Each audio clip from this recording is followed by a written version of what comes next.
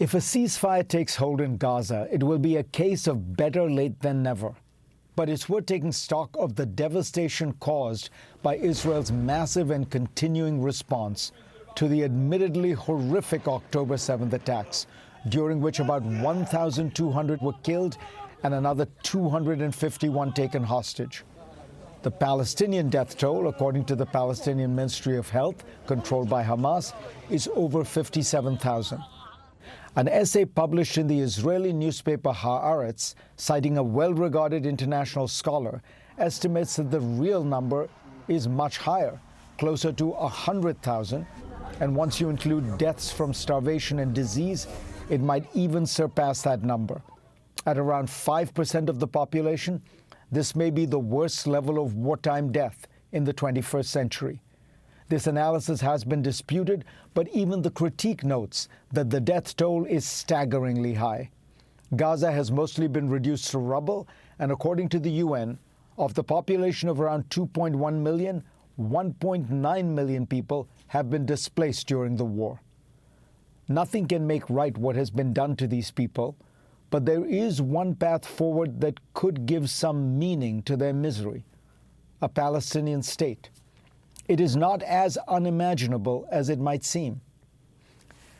The central reality to understand is that a Palestinian state will only come into being if Israel embraces its founding. The idea that Israel can be forced into granting this concession to the Palestinians simply does not recognize the realities of power on the ground. But circumstances today make it conceivable that Israel could move in this direction. Two outside leaders are key. First, President Trump, who is seen in Israel as the most pro-Israeli American leader in memory. He could use that political capital to urge Israel to give Palestinians political rights and statehood. The second person with real leverage is Saudi Arabia's Crown Prince, Mohammed bin Salman. More than any other prize, Israel seeks normalization of relations with Saudi Arabia. MBS should insist that the price of peace is a Palestinian state. Israeli Prime Minister Benjamin Netanyahu is often seen as the greatest obstacle to a Palestinian state. But he's now in an unusually strong position and could use it to make history. Outside of Gaza, Israel's wars have succeeded beyond anyone's imagination. Hezbollah is decimated. Syria's Assad regime is history.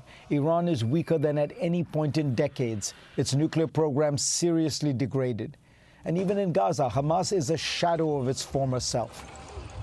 The next Israeli elections will take place in just over a year, and potentially even sooner.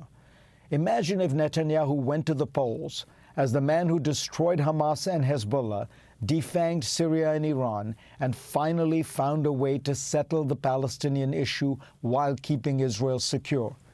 He could win the election without the extremist right-wing partners who have insisted that the price on their support is no movement towards any Palestinian state. He alone may be able to convince Israelis that shocking the world with a peaceful resolution with the Palestinians would keep Israel safe while keeping him in office. In his remarks at the White House, Netanyahu spoke of making peace with Israel's Palestinian neighbors and even spoke about a Palestinian state. He said it would not have all the attributes of a normal state, implying that Israel would retain certain powers relating to security, but that is surely the start of a negotiation that could bear fruit. It's easy to make the pessimistic case. In the wake of October 7th, Israelis are deeply suspicious of any concessions to Palestinians. In the wake of the mass casualties in Gaza, Palestinians are unwilling to accept Israeli terms for statehood. The Israeli government has been brutal not just in Gaza, but also in the West Bank, where since October 7th, at least 18,000 Palestinians have been arrested.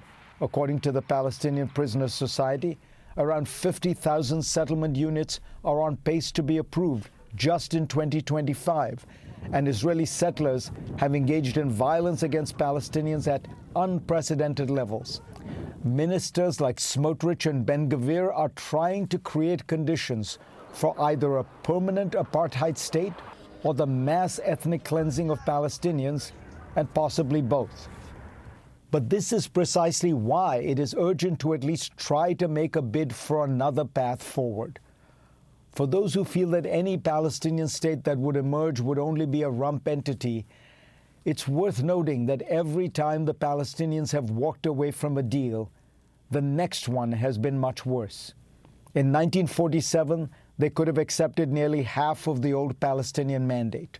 In 2000, the Camp David plan gave them about 95% of the West Bank and Gaza, most of which was proposed again by Ehud Olmert in 2008. Today, they will be lucky if they can get 70% of that land. When you are the weaker party, as time goes on, the deal gets worse. Better to take the best deal they can get now and use it to build a state that demonstrates success. At the end of the day, there's only one man who can set this ball rolling: Donald Trump. And were he to succeed, as someone who has criticized much of his chaotic and counterproductive foreign policy, I would not hesitate to nominate him for the Nobel Peace Prize. Go to CNN.com/Fareed for a link to my Washington Post column this week.